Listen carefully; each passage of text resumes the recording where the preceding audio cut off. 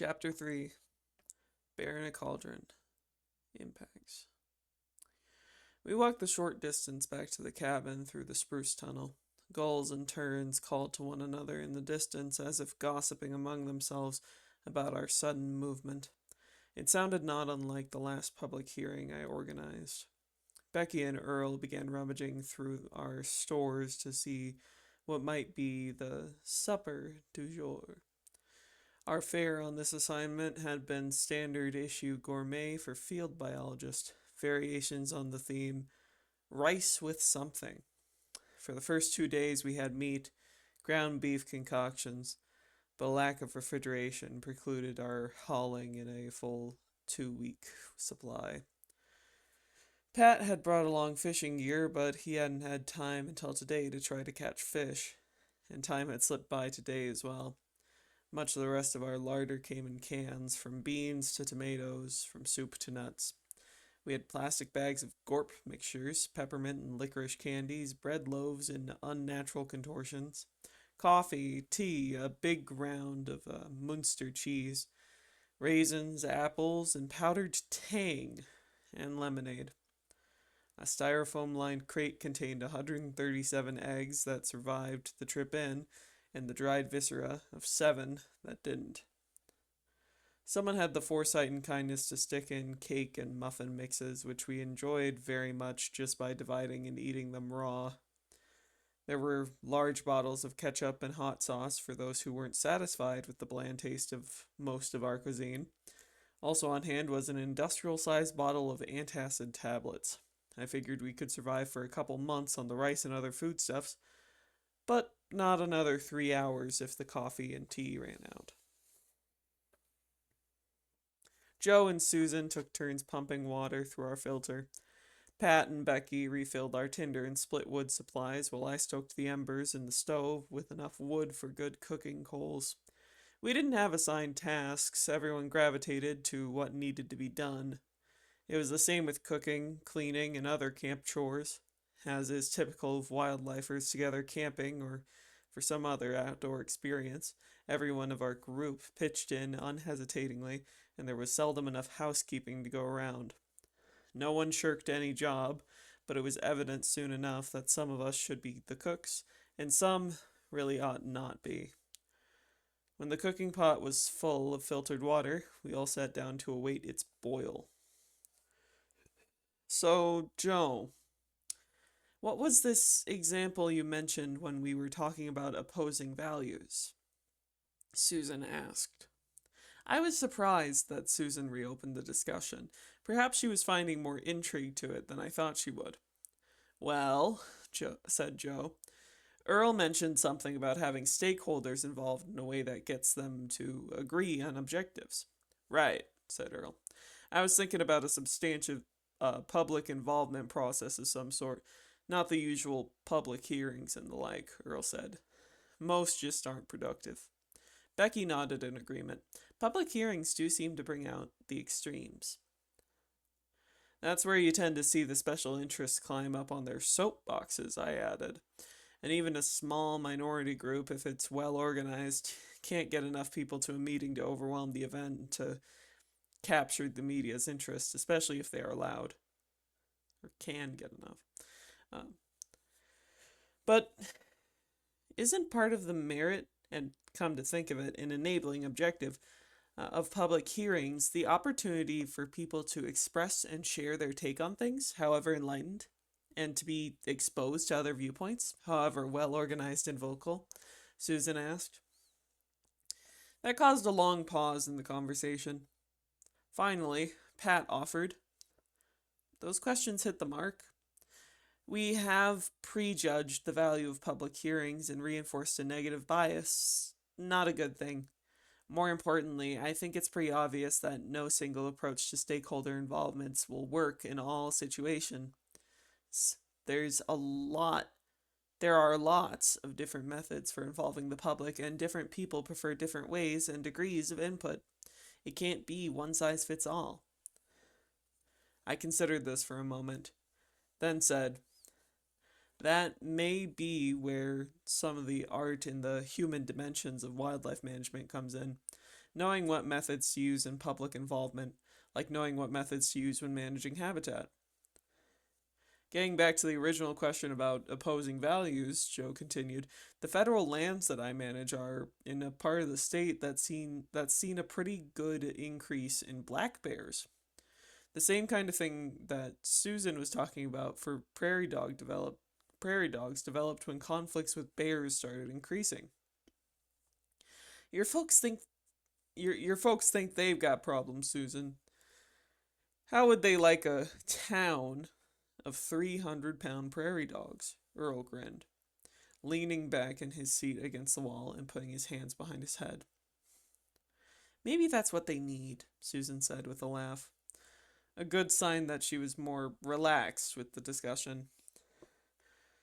What kind of conflicts, Joe? Becky asked while adding rice to the boiling water. Were there maulings or anything like that? Oh, nobody was attacked, but there were encounters that scared the dickens out of people, he replied. There hasn't been too much in the way of property or crop damage complaints. Mainly, we've had bears in people's backyards and even occasionally in garages and on decks. Bear population in the region has increased right along with rural development. Is there hunting pressure? I asked, as I adjusted the draft on the stove. Joe sighed deeply. Well, most of our lands are open to bear hunting, and we follow the state regulations, of course. We've worked closely with state biologists to allow some harvest modifications to accommodate other management needs. Hunting adjacent to our lands has decreased, primarily because of the rural development and associated posting to prevent access and trespass. So you have people who want bears controlled and people who want bears protected, I presume, and the volume of public outcry, one way or the other, has risen because of the conflicts, Becky suggested. Well, that's basically it, he said. But of course, it's never that simple because public values are pretty complex when it comes to bears. Moving closer to the stove and its heat, Susan said, on the other hand, I don't think you want to make the situation more complicated than necessary. You could go crazy trying to sort out all the value differences, and I don't think you have to, well, sort it all out, that is. Doesn't issue identification really come down to what most people believe is most important? Well, sure, Earl responded. But when people tell you what they want from a management program, they are expressing their values. I don't see how people wanting you to manage for more or fewer bears or prairie dogs necessarily reveals their values, Susan said. It seems that what they want may reflect temporary situational preferences or knee-jerk emotional responses. Exactly, said Joe.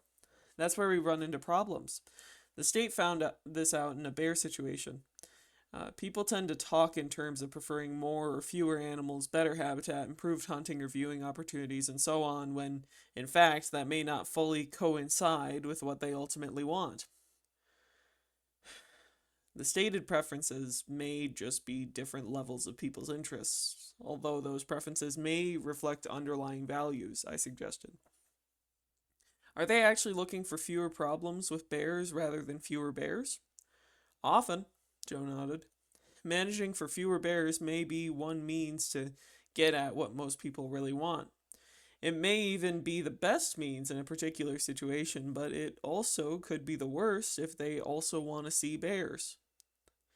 It sounds like what we were talking about earlier with respect to focusing on enabling objectives without being clear about the fundamental objective, Becky offered. It's important to figure out what people really want, which might not be what they tell you. Right, Joe replied. Uninformed, misinterpreted, or premature opinion could send you down the wrong path. Providing information and encouraging dialogue can help people sort out their real desires. I'll give you an example. All the people could talk about at one meeting was, you need to kill more bears. Then the state biologist did a really cool thing. Later, he told me he learned it from his 5-year-old. The biologist asked one of the loudest guys, why do we need to kill more bears? It was funny. The guy stammered a bit and then said, so we don't have so many. That biologist looked right at him and asked, so why don't we want so many? The guy answered, so they don't come into town so much. After a couple more whys, it turned out the guy really was only concerned about bears raiding his garbage cans. Somebody in the group hollered for him to get bear-proof cans. With that exercise, the rest of the group seemed to pick up on the idea of getting to the fundamentals instead of the enabling objectives. Susan had a slight frown. But if you involve a diverse group of people with opposing desires, it could lead you all over the place down no path at all. Or they could agree on what they want, but we might not have the ability to deliver it, Earl added. That's why it's important to have stakeholders. In this case, the people or groups who are affected by the bears engaged throughout the process, Joe said, speaking with the resigned conviction of someone who became a believer through trial by fire. If they see the constraints, they're likely to realize eventually that they are either part of the problem or part of the solution. Perhaps playing the devil's advocate, Susan posed a new question. What if a particular stakeholder wants to be part of the problem and is willing to thwart the process? This approach could enable them. Well, that's the beauty of an open process, though, I countered. If one or more elements became a barrier to achieving the greater good, they're likely to be marginalized by the group. All participants learn that they must express legitimate needs and concerns. Okay, I can buy that, Susan replied. But how do you settle on which stakes or values to focus on? You let the stakeholders do that, Joe answered. Can you really do that in a way that we can respond to? Becky asked. Earl set a pot of something on the stove and stirred for a moment as we all contemplated Becky's question. I think that goes back to what we were talking about this morning, he said. It's the wildlife manager's responsibility to facilitate the process and guide the stakeholders, but also to guard against leading them to a predetermined end. In the bear situation, the state took lead and we helped, Joe said. We had the stakeholders describe effects of bears they were experiencing in their interactions. What do you mean by effects of bears? Earl asked. It refers to the results or events of events or interactions involving bears, Joe explained. Susan, again, looked skeptical. Without question, there are a lot of possibilities, Joe continued, perhaps anticipating her unspoken question. But there's bound to be a subset of effects that are most important to various groups of stakeholders. You learn pretty fast that you can't manage for all the expectations simultaneously. Practically, you can deal only with effects that stakeholders think are most important. Do you mean things such as, like, public safety, benefits from hunting, and animal welfare interests? Becky asked. Right, Joe said. And the most important of these effects identified by stakeholders are what we need to focus on. We referred to these as impacts, made them our target for management, and developed our fundamental objectives in terms of those impacts, so stakeholders could relate to them. Okay, so explain how this worked in the bear situation, I urged, wanting to see some real evidence of merit for what was being described. Well, Joe began, without going into every detail, many local people were clamoring for action to reduce the bear conflicts, but with opposing interests. Some wanted to reduce the population, others blamed people for the problems and didn't want the bears culled. Polarized arguments, Susan said, rolling her eyes. How familiar. So, Joe continued, we went through a process of identifying stakeholders and inviting them to participate. How did you pick them? I asked. Through complaint records, newspaper articles, personal contacts, and canvassing groups, such as sportsmen and nature organizations. Then we asked those folks if they knew of others who had a particular interest. Pretty much we used common sense, he explained. Sounds time-consuming, Becky said, checking the contents of the simmering pot. Earl, you've got everything in here but the eye of a newt. Earl got up and stirred his dinner concoction. Nope, it's there. Joe said, stakeholder selection isn't as time-consuming as you might think, but you can't shortchange the time invested and still get the range of interest you need. Some issues, like our bear management situation, have no easy solutions, so we felt that time that we put into the selection process was worthwhile. Such investment certainly is better than coming up with imbalanced stakeholder representation that can torpedo actions sooner than later. Did it take long to pull them together, I asked. As he was gathering plates and forks, Joe said, well, the issue had enough currency that it was pretty easy to come up with an A list, and willingness to participate was strong. A challenge in this instance was keeping the stakeholder group size to a manageable level. I could easily have had 100 people, which would have been impossible to facilitate. 10 would have been ideal, but we wound up with nearly twice that many, given all the interests that needed representation. It boiled down to the fact that stakeholders cared the most about maintaining human safety in populated areas and minimizing crop damage in agricultural areas. But they also felt strongly about making sure the bears would continue to live in their area. No one wanted the bear population eliminated. So, we in the state now have made maintaining human safety and minimizing economic damage the central objectives of our bear management program. Fundamental objectives, said Pat with a wink. Becky laughed. Very good. So, the diverse stakes reflecting all these values boiled down to what? Susan asked, apparently unimpressed. Where's the role of the biologist in this? Or do you even need one, given that the management seems to be predicated on short-term interests of those people most concerned about black bears? Actually, said Joe, that's a really good question. There were a lot of issues, but everyone could agree on those two impacts as being the most important of the effects that concern them. There could be multiple ways to achieve our objectives, such as manipulating bear numbers, educating people about ecological variables and potentials, that sort of thing. The wildlife manager is essential in this part of the process. As we discussed earlier, managers bring the explanation of limiting factors, biological, financial, biopolitical, and others, to the table. They help facilitate the whole process.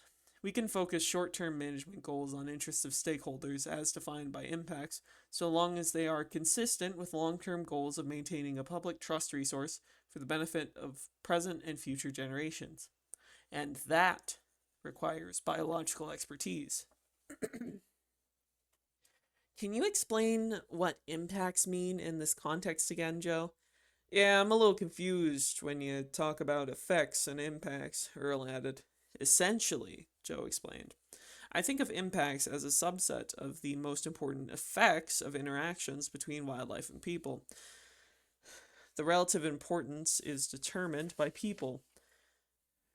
This is an explicit expression of their values. Maybe if I draw a diagram, it'll be easier to understand how I look at this. So, what did you do to manage for those impacts? Earl asked. Here, again, we used stakeholders to determine acceptable management tools, he answered.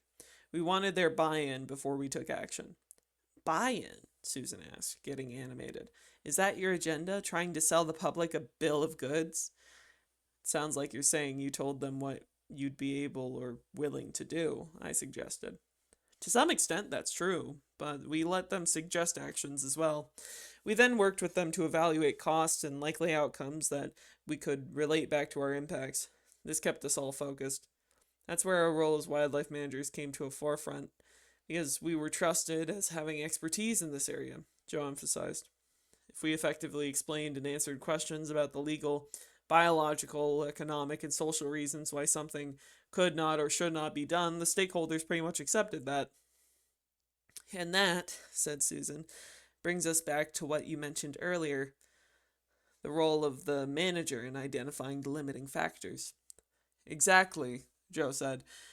That was a big part of our role. Not throwing out the baby with the bathwater just to satisfy the public, Earl said, standing up to stretch a little. Becky spoke up. But if we're doing our jobs and facilitating a process that allows stakeholders to see their interests in relation to others' interests, we avoid that risk. And if there is a stubborn interest, Susan added with a hint of uncharacteristic optimism, it will feel pressure from the group, as Tom pointed out earlier. If someone simply doesn't want to manage bears regardless of the impacts, they'll lose credibility. I'll be honest with you, Joe said. I thought the state agency was putting too much responsibility on the stakeholders. I wasn't sure we could trust them. But the agency was right on and facilitated the process nicely. I'm not trying to tell you it was a cakewalk. Involving stakeholders didn't eliminate controversy or arguments, but it helped us move forward and make some decisions on managing bears. Decisions we hope will last. I thought for a moment about what Joe just said, decisions that would last a while. It struck me that decisions that would be durable, stand the test of time, were kind of fundamental objectives to strive for. There are other kinds of limits, such as legal, cultural, political, and economic, I cautioned, besides those that reflect the public trust boundaries. Earl checked the pot and announced, I don't mean to change the subject, folks, but dinner's ready. With that, we all abandoned the conversation to grab bowls and utensils and form a line to get a share of the stew like stuff Earl ladled out liberally. Hunger overcame our Epicurean caution. Outside, shadows, the ghost fingers of tall spruce, slid over the cabin windows and into nightfall.